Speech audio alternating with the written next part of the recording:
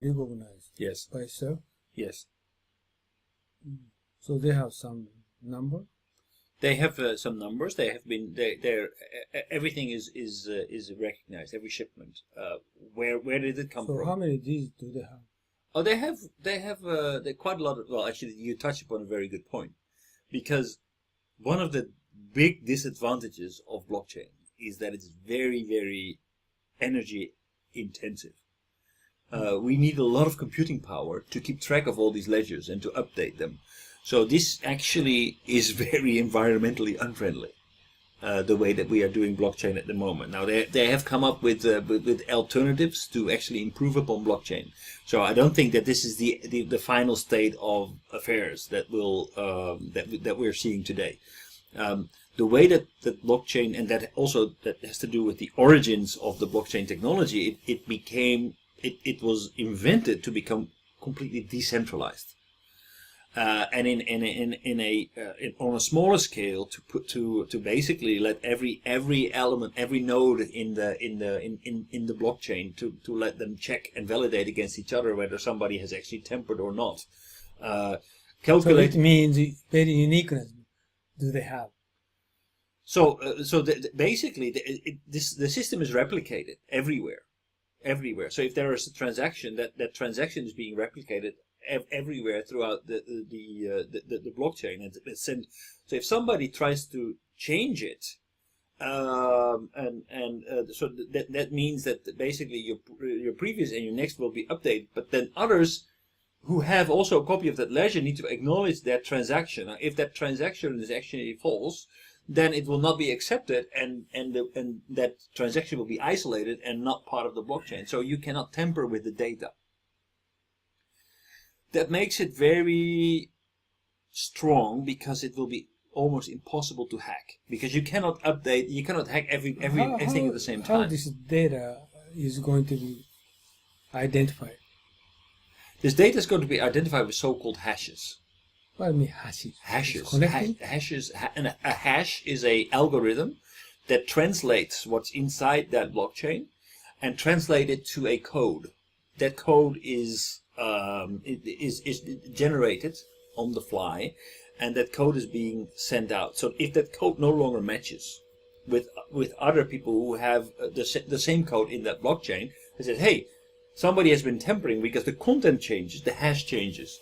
Now, if the transaction and the contents of the block do not match, people say, hey, it's been tampered with. And they say that there's something wrong. So what we have at the moment is a centralized system. If you hack into that centralized system, basically you can do anything. Once you're in, you can fool around with that data. But if you have like thousands of systems that all check with each other, are we still in sync? Are we still in sync? And once it's no longer in sync, then they raise a flag and say, okay, somebody's been tampering with this block. Somebody's trying to, for example, update the quality. How are they going to be identified? Every block has an ID. So there's an ID, there's a hash. So basically, every block means how many? Well, I would say countless. So there is not one blockchain system. There are parallel blockchain systems, but block is billion. My question is more. Oh, more. More. Every transaction basically. So how many Ds do they have for identification? So for identification, a block. Actually, I can show you. Wait a minute. I can show. I can't get image of blockchain. Okay. One second. I have. Let me start my computer. Sorry, Takai-san. I'm going to. I need to get this on my own computer. Maybe I can copy it to the central system. To Uno-san's computer. Yeah, I think I can. I just need to. You need to disappear from screen, otherwise I can't eat it.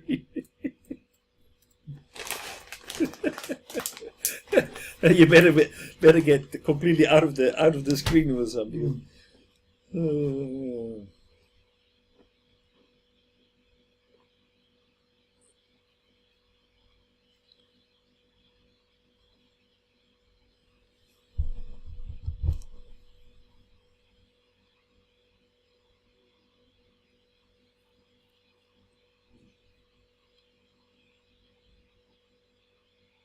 Yes.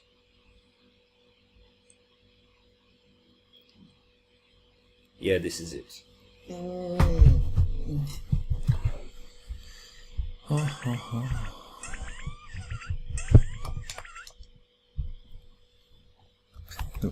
I will not ask. Can you find it?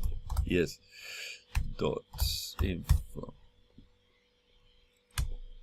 Oh, wait, sorry. This is in Romanji.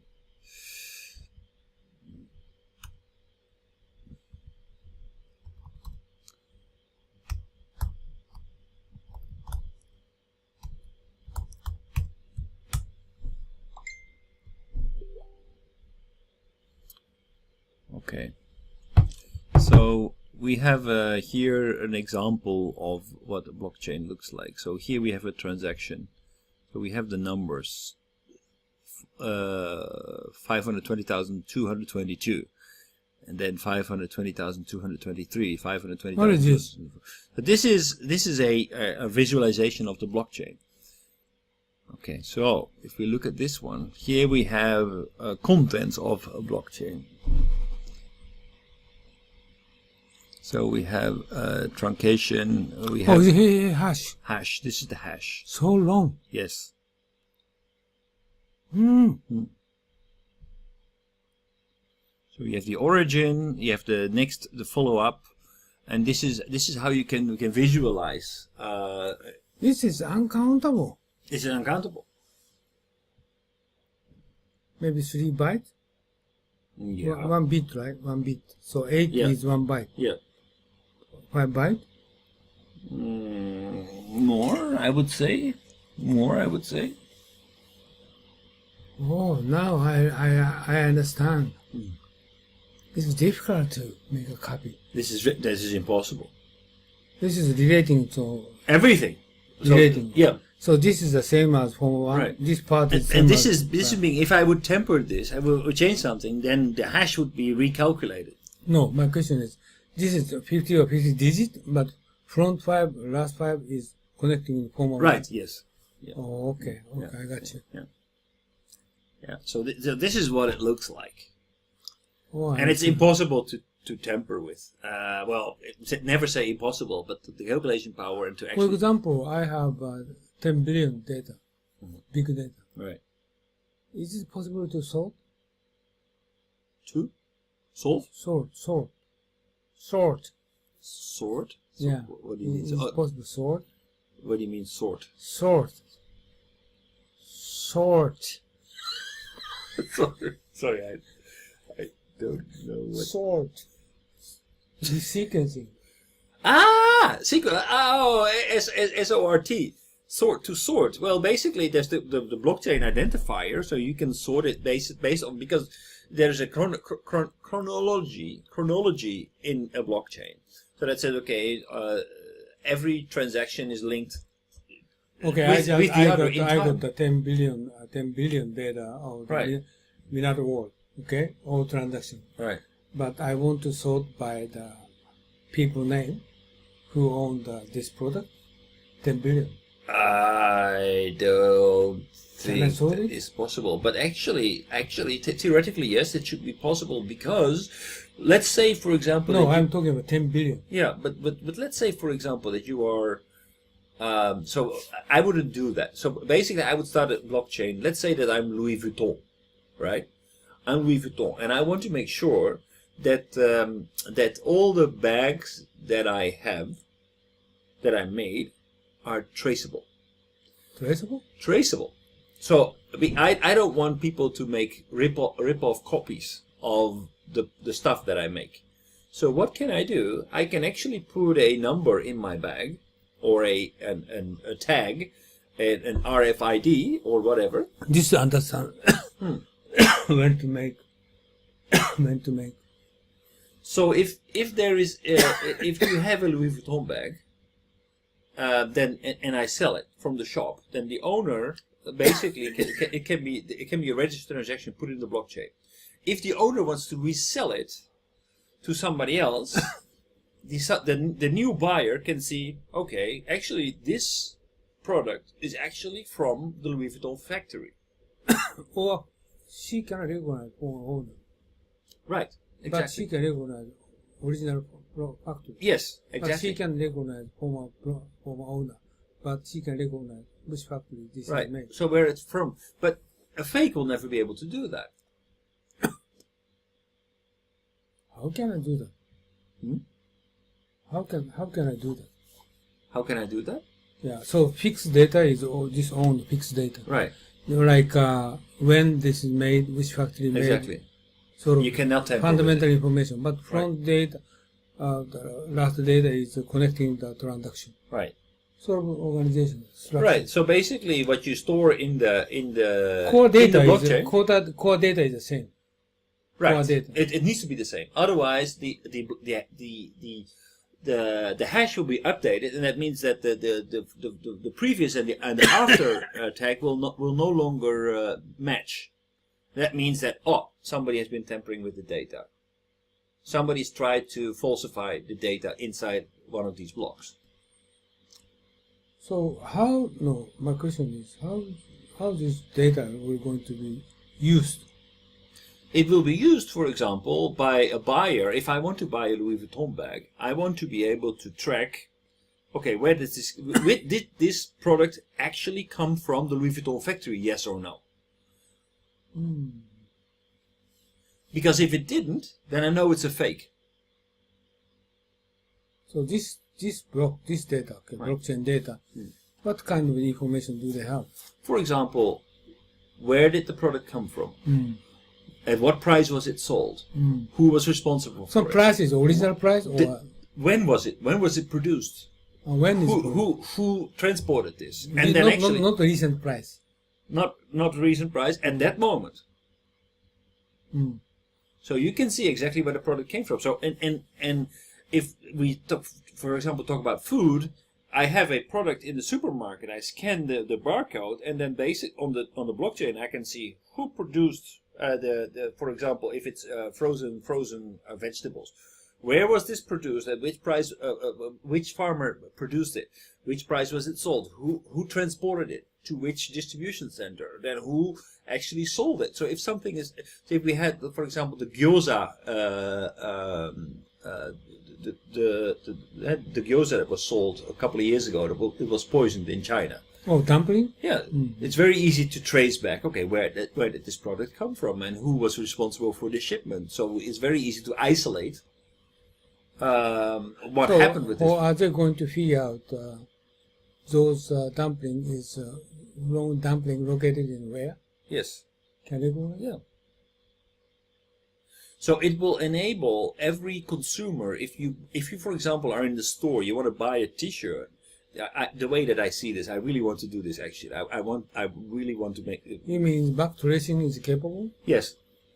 So if I'm selling T-shirts, for example, in a shop, then I can add a little QR code inside of the neck. Most important issues like this. That's my motorcycle company made a motorcycle, but some parts is something wrong. Right. So they wanted to tracing back every product. Yes. And try to change all of those. Exactly. Is it possible? Yes.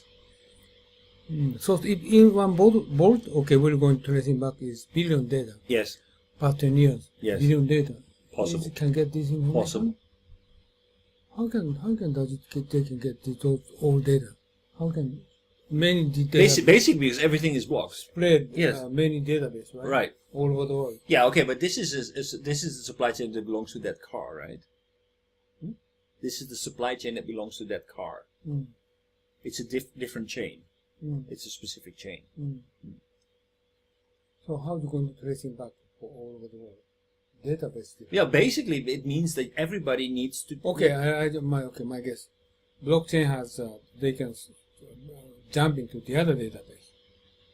Can they? No, basically what happens is that if you want to be part of the supply chain, if you are, for example, if you supply a bolt that is used in the production, manufacturing of a car, then every time you send a shipment, you need to specify what kind of bolt, when was it produced, where does it come from, etc. And you need to put that into, in that shipment goes into the blockchain. I understand. Suzuki motorcycle, they can tracing back his own database. But this, the motorcycle. But this will be shared. This is no longer in the hands of only Suzuki. This is a shared blockchain. So it protects the people who send the bolts as well as the people who bought the car, as well as the people. So it will not be tampered with. So it creates responsibility and it will be transparent to everybody. In many cases, you cannot trace it back because of separate database. Right. Right. But blockchain is open. But still, they have a key to looking for. Right. They have that information already, but the thing is that it no longer sits in the hands of a single entity. This is something that is shared among all the partners in the supply chain. Do you know what the problem is? Well, I think there is a very big problem. What is? For me, there's two big problems. One, it's very, very energy intensive. Two, why energy intensive? Why is it energy intensive? It's energy intensive because it's very inefficient, because you need to store this information everywhere, and every time you need to calculate those hashes, it costs. Hashes? How many hashes for each? Countless. There's an enormous number of hashes, and it uses a lot of energy. Why? Before one, next one. Because it's everywhere. This is being calculated and it's being checked against each other, right? So with every new block, it will be checked against all the other people in nodes in the supply chain. Your video shows just only home one next. Yes, but actually, where is it?